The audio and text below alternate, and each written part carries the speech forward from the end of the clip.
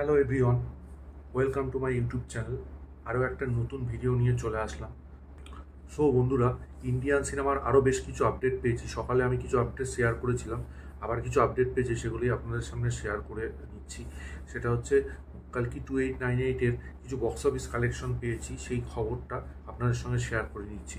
সেটা হচ্ছে শুক্রবারের তুলনায় শনিবার এই কালকি কালেকশনে হিউজ একটা জাম্প নিয়েছে। 10তম দিনে শনিবার দিনকে কালকি 49 কোটি টাকা ইনকাম করেছে, যেটা হিউজ পরিমাণ। এবং 10 দিনের শেষে যে ট্রেড ফিগার অনুযায়ী যে কালেকশনগুলো হয়েছে সেগুলো আপনাদের সঙ্গে শেয়ার করছি।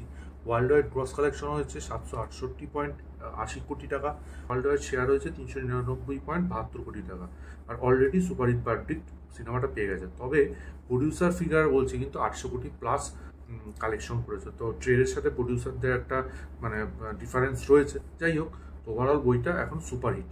তো রণবীর সিংকে নিয়ে একটা আপডেট আছে। রণবীর সিংয়ের বেশ কিছু সিনেমা কিছু ক্যান্সেল হচ্ছে, কিছু চেঞ্জ হয়ে যাচ্ছে কাস্ট।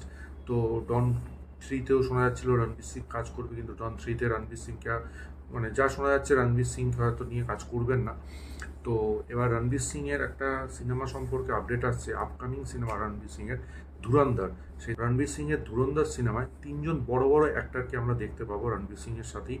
সেটা হচ্ছে অর্জুন রামপাল, আর মাধবন এবং সঞ্জয় দত্ত। আশা করি এই সিনেমাটা দারুণ হবে। এর পরবর্তী আপডেট হচ্ছে নাগ অশ্বিন, যিনি কালকি বানিয়ে অলরেডি হিট একটা তকমা পেয়ে গেছেন হিট ডাইরেক্টরের।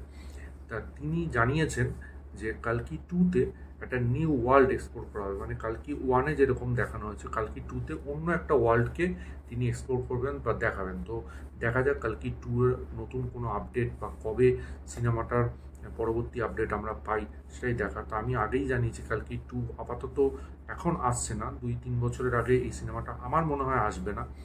নতুন ওয়ার্ল্ড একটা এক্সপ্লোর হবে, সেই ওয়ার্ল্ডটা তিনি কীভাবে কীরকম বানান সেটা দেখার অপেক্ষায় থাকবো অবশ্যই। অজিত কুমারের আপকামিং সিনেমা বিদা মহার্ষির, তো দুটো পোস্টার আজকে রিলিজ হচ্ছে। সেই দুটো পোস্টার মানে অজিত কুমারকে দারুণ লাগছে। একটা পোস্টারে উনি গাড়ির মধ্যে বসে আছেন, মোস্ট প্রবাবলি একটা চেসিং সিন, পাশে আরেকটা গাড়ি দেখা যাচ্ছে দূর থেকে। তো আরেকটা পোস্টারে একটা বন্দুক নিয়ে উনি দাঁড়িয়ে আছেন, তো বুকে হাত দিয়ে। তো দুটো পোস্টারই ভালো হয়েছে। দেখা যাক এই সিনেমাটা বক্স অফিসে কেমন কালেকশন করে। সারিপদা সানিভারাম, যেটা নানির আপকামিং সিনেমা, সেই সিনেমাটা থেকে চারুলতা চরিত্র প্রিয়াঙ্কা মোহন অভিনয় করতে চলেছেন। তারই একটা পোস্টার আজকে প্রোডাকশন হাউস থেকে রিলিজ করা হয়েছে। তিনি এখানে পুলিশের চরিত্রে অভিনয় করবেন।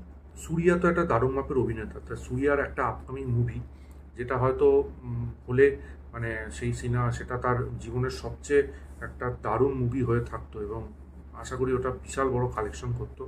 রাকেশ ওম প্রকাশ মেহরার কান্না, যেটাতে সূর্যা এবং জাহ্নবী কাপুর থাকার কথা ছিল, কিন্তু সেই সিনেমাটা কোনো কারণবশত সেল হয়ে গেছে, সেই সিনেমাটা আর হবে না।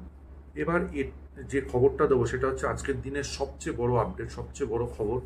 প্রভাসের 25th ফিল্ম, যেটা সঞ্জীব রেড্ডি বাঙ্গার সাথে তিনি করছেন, নাম হচ্ছে স্পিরিট। সেখানে থেকেই একটা বড় আপডেট, কাস্ট আপডেট চলে এসছে এবং সেটা হিউজ আপডেট।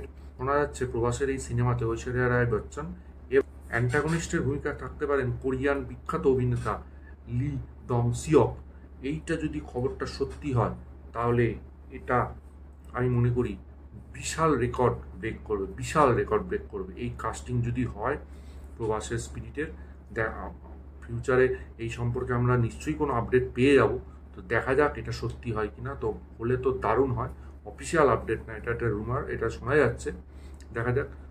এই ছিল আজকের আপডেট। আপনাদের কেমন লাগলো কমেন্ট বক্সে জানান। ভালো লাগলে ভিডিওটা লাইক করুন, শেয়ার করুন, চ্যানেলটা অবশ্যই সাবস্ক্রাইব করুন। পরবর্তী কোনো নতুন ভিডিওর জন্য পাশে থাকা বেল আইকনটা ক্লিক করুন। ততক্ষণের জন্য গুড বাই বন্ধু।